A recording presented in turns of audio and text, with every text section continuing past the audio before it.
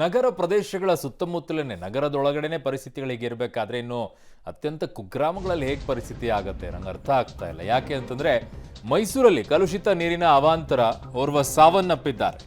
ಹಲವರು ಗಂಭೀರವಾಗಿದ್ದಾರೆ. ಪರಿಸ್ಥಿತಿ ಆಸ್ಪತ್ರೆಯಲ್ಲಿದ್ದಾರೆ. ಚಾಮುಂಡೇಶ್ವರಿಯ ಕೆ ಸಾಲುಂಡಿ ಗ್ರಾಮದಲ್ಲಿ ಯುವಕ ಸಾವನ್ನಪ್ಪಿರೋದು. ಮೂವರ ಸ್ಥಿತಿ ಗಂಭೀರವಾಗಿದೆ. ಆಸ್ಪತ್ರೆಯಲ್ಲಿ ಚಿಕಿತ್ಸೆ ಮುಂದುವರೆದಿದೆ. ಸೂಕ್ತ ಕ್ರಮ ಕೈಗೊಳ್ಳುವಂತೆ ಅಧಿಕಾರಿಗಳಿಗೆ ಮುಖ್ಯಮಂತ್ರಿಗಳು ಸೂಚನೆಯನ್ನು ಕೊಟ್ಟಿದ್ದಾರೆ. ಅಧಿಕಾರಿಗಳ ಮೇಲೆ ಶಾಸಕ ಜಿಟಿ ದೇವೇಗೌಡರು ಗರಂ ಆಗಿದ್ದಾರೆ. ಗ್ರಾಮಸ್ಥರ ಆರೋಗ್ಯ ತಪಾಸಣೆಗೆ ಈಗ ಮುಂದಾಗಿದ್ದಾರೆ. ಇದು ಮೈಸೂರಿಗೆ ಸಿಟಿಗೆ ಹೊಂದಿಕೊಂಡಂತೆ ಇರುವಂಥ ಗ್ರಾಮ ಇದು ಸಾಲುಂಡಿ ಗ್ರಾಮ. ಯಾವ ಪರಿಸ್ಥಿತಿ ಇರಬೇಕು ನೋಡಿ, ಯಾಕೆ ಹಿಂಗಾಗಿದೆ ಅಂತ ಹೇಳಿ. ಮೈಸೂರಿನಲ್ಲಿ ಕಲುಷಿತ ನೀರಿಗೆ ಓರ್ವ ಬಲಿ, 40ಕ್ಕೂ ಹೆಚ್ಚು ಮಂದಿಗೆ ಆಸ್ಪತ್ರೆಯಲ್ಲಿ ಚಿಕಿತ್ಸೆ. ಮೈಸೂರು ನಗರಕ್ಕೆ ಹೊಂದಿಕೊಂಡಂತೆ ಇರುವಂತಹ ಕೆ ಸಾಲುಂಡಿ ಗ್ರಾಮದಲ್ಲಿ ಕಳೆದ 4 ದಿನಗಳಿಂದ ಗ್ರಾಮಸ್ಥರಲ್ಲಿ ವಾಂತಿ ಭೇದಿ ಶುರುವಾಗಿತ್ತು. ಗ್ರಾಮಕ್ಕೆ ಕುಡಿಯುವ ನೀರು ಸರಬರಾಜು ಆಗುವ ಲೈನ್ಗೆ ಡ್ರೈನೇಜ್ ನೀರು ಸೇರಿದ ಪರಿಣಾಮ ಗ್ರಾಮಸ್ಥರು ಸಾಲು ಸಾಲಾಗಿ ಅಸ್ವಸ್ಥರಾಗಿ ಆಸ್ಪತ್ರೆಗೂ ಸೇರಿದ್ರು. ಇದರಲ್ಲಿ ಗಂಭೀರವಾಗಿದ್ದಂತಹ 4ರಲ್ಲಿ ಕನಕರಾಜ್ ಎಂಬಾತ ಇವತ್ತು ಮೃತಪಟ್ಟಿದ್ದಾನೆ. ಆಸ್ಪತ್ರೆಗೆ ಭೇಟಿ ಕೊಟ್ಟ ಶಾಸಕ ಜಿಟಿಡಿ ಅಧಿಕಾರಿಗಳ ಬಳಿ ಮಾಹಿತಿ ಪಡೆದ ಸಿಎಂ. ಇನ್ನು ಚಾಮುಂಡೇಶ್ವರಿ ಶಾಸಕ ಜಿಟಿ ದೇವೇಗೌಡ ಆಸ್ಪತ್ರೆಗಳಿಗೆ ಭೇಟಿ ಕೊಟ್ಟು ಅಸ್ವಸ್ಥರಾದವರ ಆರೋಗ್ಯವನ್ನ ವಿಚಾರಿಸಿದ್ರು. ಇನ್ನು ಪರಿಸ್ಥಿತಿಯನ್ನ ನಿಭಾಯಿಸೋದಕ್ಕೆ ವಿಫಲರಾದಂತಹ ಅಧಿಕಾರಿಗಳನ್ನ ಫೋನ್ನಲ್ಲೇ ತರಾಟೆಗೆ ತೆಗೆದುಕೊಂಡ್ರು. ಪಬ್ಲಿಕ್ ಟಿವಿ ಜೊತೆ ಮಾತನಾಡಿದಂತಹ ಜಿಟಿಡಿ ಅಧಿಕಾರಿಗಳ ಬೇಜವಾಬ್ದಾರಿತನದಿಂದ ಈ ಘಟನೆ ನಡೆದಿದೆ ಅಂತ ದೂರಿದ್ರು.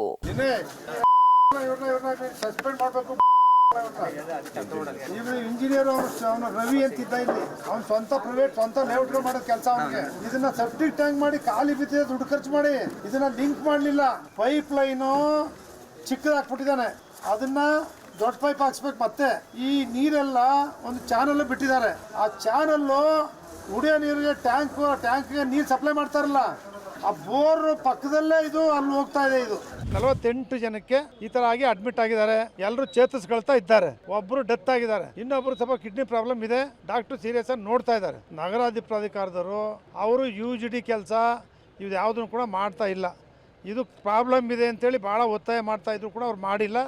ಇದರಿಂದನೇ ಪ್ರಾಬ್ಲಮ್ ಆಗಿದೆ. ಇನ್ನು ಮುಖ್ಯಮಂತ್ರಿ ಸಿದ್ದರಾಮಯ್ಯ ಕೂಡ ಜಿಲ್ಲಾಧಿಕಾರಿ ಹಾಗೂ ಜಿಲ್ಲಾ ಆರೋಗ್ಯಾಧಿಕಾರಿ ಜೊತೆ ದೂರವಾಣಿ ಮೂಲಕ ಮಾತನಾಡಿ ಮಾಹಿತಿಯನ್ನ ಪಡ್ಕೊಂಡ್ರು. ನೀರು ಕಲುಷಿತಗೊಳ್ಳೋದಕ್ಕೆ ಕಾರಣ ಏನು ಅನ್ನೋದನ್ನ ಪತ್ತೆ ಹಚ್ಚಿ ಸೂಕ್ತ ಕ್ರಮವನ್ನ ಕೈಗೊಳ್ಳುವಂತೆ ಸಿಎಂ ಅಧಿಕಾರಿಗಳಿಗೆ ಸೂಚನೆ ಕೊಟ್ರು. ಕಲುಷಿತ ನೀರು ಸೇವನೆಯಿಂದ ಅಸ್ವಸ್ಥರಾಗಿ ಆಸ್ಪತ್ರೆಗೆ ದಾಖಲಾಗಿರುವವರ ಚಿಕಿತ್ಸೆಗೆ ಸೂಕ್ತ ವ್ಯವಸ್ಥೆ ಮಾಡುವಂತೆ ಆದೇಶಿಸಿದ್ರು. ಅಂದಹಾಗೆ ಈ ಬಗ್ಗೆ ಮೈಸೂರು ಜಿಲ್ಲಾ ಆರೋಗ್ಯಾಧಿಕಾರಿಗಳು ರಿಯಾಕ್ಟ್ ಮಾಡಿದ್ದು, ಕಲುಷಿತ ನೀರಿಂದಾನೇ ಈ ಪ್ರಕರಣ ಆಗಿದೆ ಅನ್ನೋದು ಖಚಿತವಾಗಿಲ್ಲ. ನೀರನ್ನ ಪ್ರಯೋಗಾಲಯಕ್ಕೆ ಕಳುಹಿಸಲಾಗಿದೆ, ವರದಿ ಬರಬೇಕಾಗಿದೆ. ಸದ್ಯಕ್ಕೆ ಗ್ರಾಮದಲ್ಲೇ ತುರ್ತು ವೈದ್ಯಕೀಯ ಚಿಕಿತ್ಸೆಗೆ ವ್ಯವಸ್ಥೆ ಕಲ್ಪಿಸಲಾಗಿದೆ ಅಂತ ತಿಳಿಸಿದ್ರು. ನೀರು ಹೆಂಗೆ ಕಲುಷಿತ ಆಯಿತು, ಹೆಂಗೆ ವಿಷಕಾರಿ ಆಯಿತು? ನಾವು HTS ಮೀಡಿಯಾದಲ್ಲಿ ಕಲೆಕ್ಟ್ ಮಾಡಿ ನಮ್ಮ ಡಿಸ್ಟ್ರಿಕ್ಟ್ ಲ್ಯಾಬಿಗೆ ಸಬ್ಮಿಟ್ ಮಾಡಿದ್ದೀವಿ. ಅಲ್ಲ, ಅಲ್ಲಿಗೆ ನೀರು ವಿಷಕಾರಿಯಾಗಿರುವಂಥದ್ದು, ಕಲಬೆರಕೆ ಆಗಿರುವಂಥದ್ದು, ಈ ಸಾವಾಗಿರುವಂಥದ್ದು ಸ್ಪಷ್ಟನ ಅಲ್ಲ. ಇಲ್ಲಿ ತನಕ ನಮಗೆ ರಿಪೋರ್ಟ್ಸಿಂದ ಯಾವುದೂ ದೃಢಪಟ್ಟಿಲ್ಲ. We are waiting for the reports. 48 cases ಬಂದಿದೆ. 3 ಜನ ಮಾತ್ರ ದೇ ಆರ್ ಬಿಟ್ ಸೀರಿಯಸ್. ಮಾನ್ಯ DC ಅವರ ನಿರ್ದೇಶನದಂತೆ ಟೆಂಪ್ರರಿ ಕ್ಲಿನಿಕ್ಗಳನ್ನು ನಾವು ಪ್ರೈಮರಿ ಸ್ಕೂಲ್ ಪ್ರೆಮಿಸಸಲ್ಲಿ ಮಾಡ್ಕೊಂಡಿದ್ದೀವಿ. ಅಲ್ಲಿ 5 ವೈದ್ಯರು ಮತ್ತು 5 ಸ್ಟಾಫ್ ನರ್ಸಸ್ಸು ಮತ್ತು ಇತರ ಸಿಬ್ಬಂದಿವರೆಗೂ ನಿಯೋಜನೆ ಮಾಡಿ ಆಂಬ್ಯುಲೆನ್ಸಸ್ ನಿಯೋಜನೆ ಮಾಡಿದ್ದೀವಿ. ಸದ್ಯಕ್ಕೆ ಈ ಘಟನೆಗೆ ಪಟ್ಟಣ ಪಂಚಾಯಿತಿ ಹೊಣೆ ಅಂತ ಇಬ್ರು ಹೇಳ್ತಾ ಇದ್ರೆ, ಮತ್ತೊಬ್ರು ಮೈಸೂರು ನಗರಾಭಿವೃದ್ಧಿ ಪ್ರಾಧಿಕಾರ ಹೊಣೆ ಅಂತ ಹೇಳ್ತಿದ್ದಾರೆ. ಹೀಗೆ ಹೇಳೋ ಮೂಲಕ ಎಸ್ಕೇಪ್ ಆಗುವ ತಂತ್ರವನ್ನ ಅನುಸರಿಸ್ತಾ ಇದ್ದಾರೆ.